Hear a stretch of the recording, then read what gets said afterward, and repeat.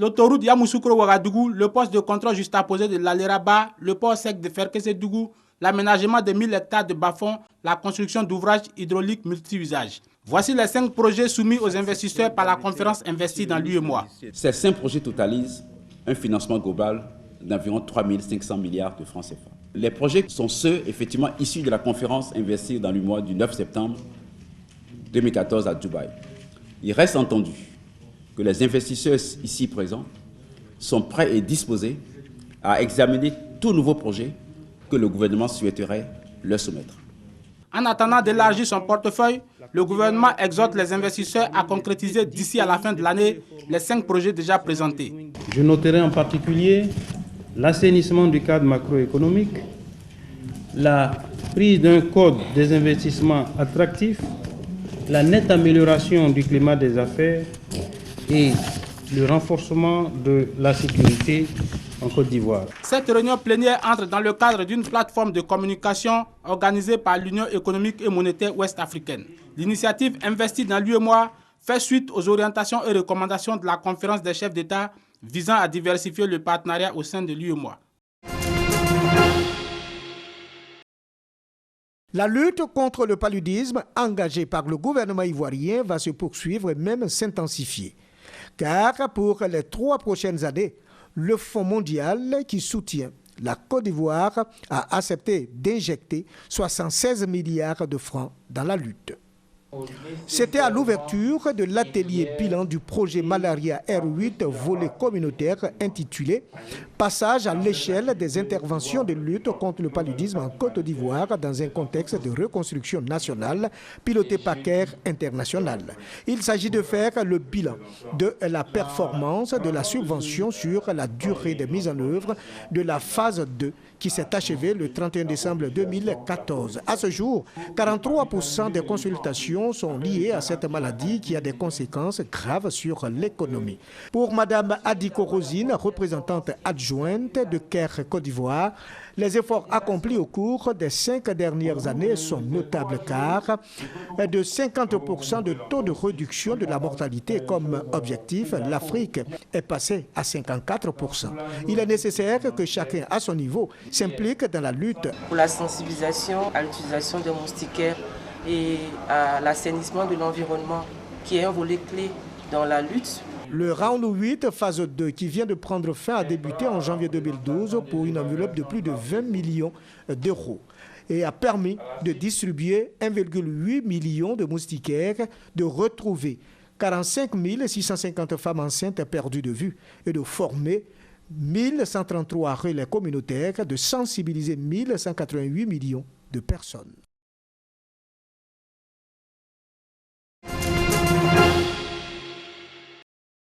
Ils sont de plus en plus nombreux, ces bacheliers des régions du Bunkani et du Kontougo qui parcourent près de 500 km chaque année pour intégrer les universités d'Abidjan.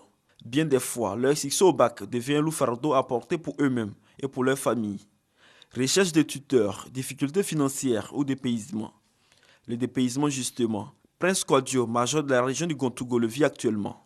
Vraiment, je suis un peu dépaysé parce que c'est ma première fois d'arriver à Abidjan. Donc, ça fait que je suis un peu gêné. Je ne peux pas sortir. Pour que la distance et le dépaysement ne soient plus une entrave au rayonnement de leurs études, Fédération des associations de jeunesse du district du Zanzan initie l'entraide pour que les étudiants issus des régions de Boukani et du Kontougo soient un modèle de réussite universitaire. Beaucoup d'étudiants abandonnent les études à partir de la licence parce qu'ils n'ont plus les moyens financiers et que l'étude devient chère et le Zanzan qui est caractérisé comme une zone très pauvre. Alors il faut dire non à tout ça, il faut faire l'effort d'aller en avant. Thomson Kofi est cadre de la région et par ailleurs parrain de la Fédésan. Il exhorte les étudiants à épouser le goût de l'effort. Selon lui, la promesse du chef de l'État de construire une université à Bondoukou sera une réalité dans quelques mois. Au cours de cette rencontre, des conférences portant sur le choix des filières ont été prononcées. Des initiatives pour encourager les étudiants à la culture de l'entrepreneuriat. Les meilleurs élèves et étudiants de l'année écoulée ont été distingués. La journée du mérite et de l'excellence dans le secteur de l'éducation nationale et de l'enseignement technique, meilleurs élèves, structures et personnels ont été récompensés après avoir été sélectionnés par un jury composé de responsables de l'éducation nationale et de l'enseignement technique. Au total, 30 élèves dont la moyenne varie entre 17 et 19 de moyenne. Une vingtaine de structures de personnel de l'éducation nationale de l'enseignement technique de l'excellence. Occasion pour la ministre Kandia Camara d'inviter tous les élèves au travail bien fait. Aujourd'hui, nous faisons la culture de l'excellence parce que l'excellence doit être vécue tous les jours. Nous avons récompensé les meilleurs, mais évidemment, nous voulons que cela serve d'émulation. Parce que nous voulons que tous les autres enfants prennent exemple sur leurs camarades qui ont été primés aujourd'hui.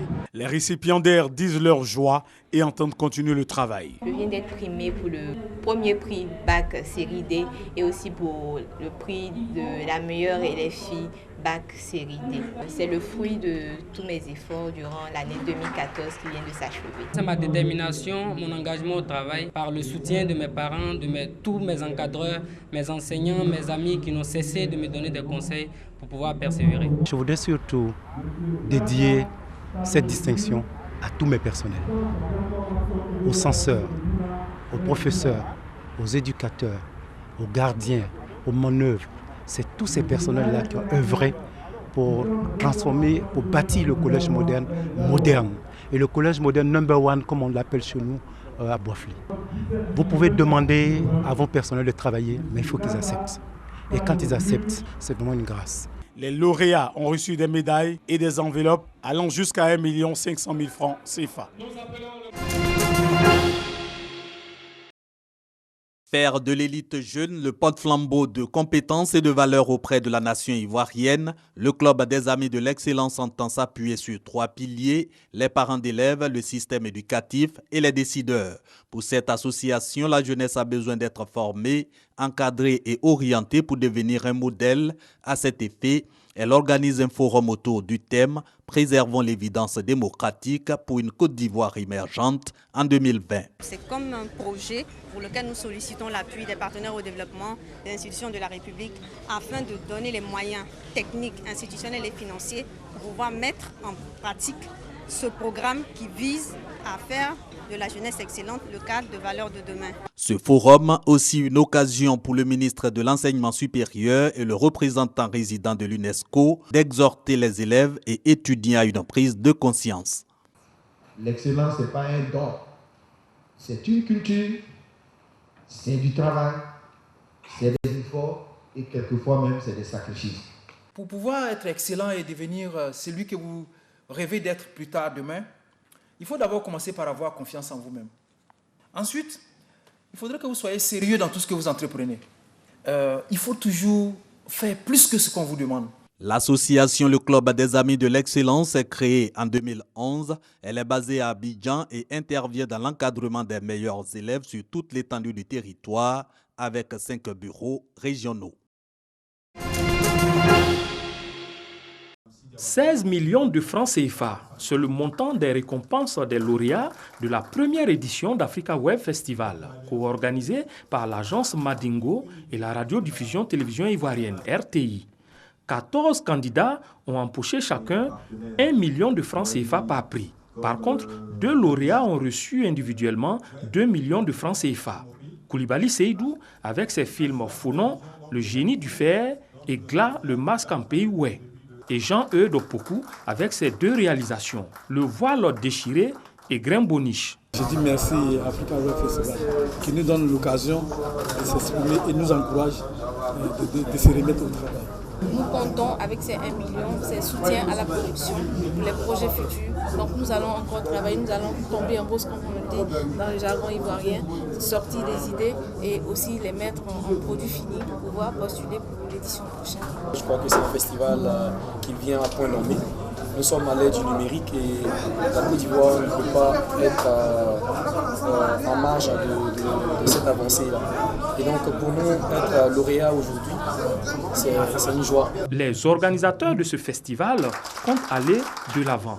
Ainsi, pour la prochaine édition, des innovations seront au menu. Chers candidats, retenez que la compétition va monter d'un cran en 2015.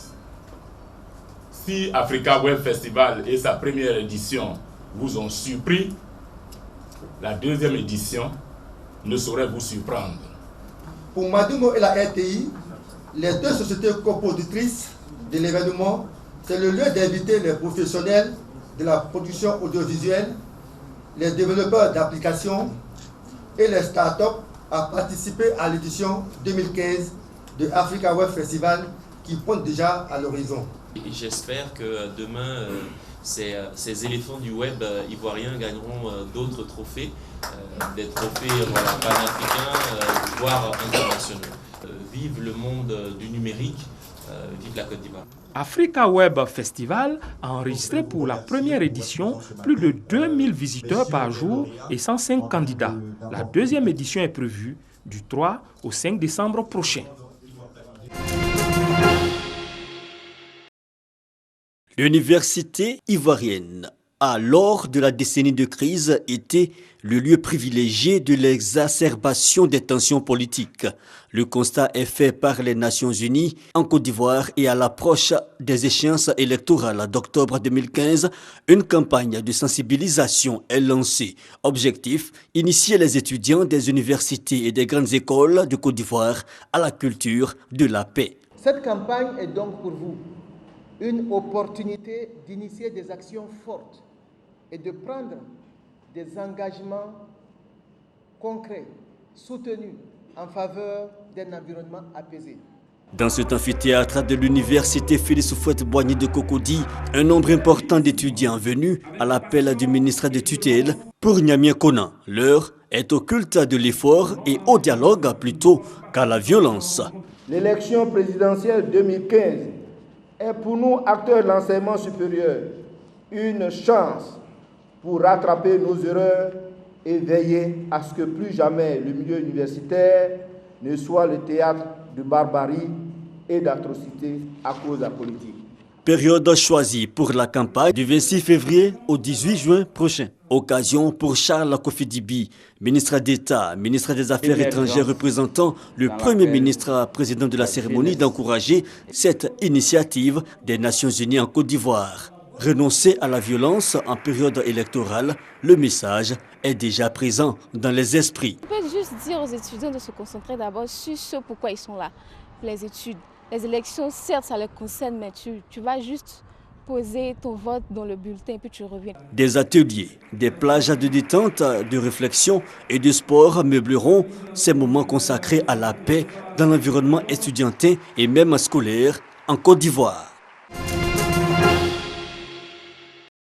Diack Dely est candidat à la présidence du conseil d'administration du BURIDA, le bureau ivoirien du droit d'auteur. En 4 points, l'artiste musicien, lead vocal du groupe Les Woody, a expliqué son ambition pour la maison des artistes de Côte d'Ivoire. Avec des amis, j'ai décidé qu'il serait bon que nous puissions afficher nos ambitions au vu de tout le monde et qu'on sache que nous sommes des responsables et nous sommes capables de nous prendre en charge nous-mêmes. Candidat déclaré avant même l'ouverture de la course à la succession du présent comité de gestion provisoire, Diack Dely partage une conviction, celle de s'attaquer aux problèmes qui minent le secteur des arts et de la culture. Créer la maison des droits voisins et favoriser une plus grande couverture du BURIDA sur l'ensemble du territoire national et lutter contre le piratage des œuvres de l'esprit sont quelques-uns des projets de Diack Dely. On peut faire la lutte contre la piraterie sans la violence. La preuve, c'est que la violence a été utilisée, je ne vois pas les résultats probants. Donc nous allons plutôt passer à la phase de la persuasion, à la phase de la sensibilisation pour qu'on y arrive. Le candidat au poste de président du conseil d'administration du BURIDA a rendu hommage au président de la République, Alassane Ouattara, et au ministre de la Culture pour l'application en mars prochain de la copie privée qui devrait permettre aux acteurs du showbiz de bénéficier de taxes sur les appareils et supports de communication audiovisuelle.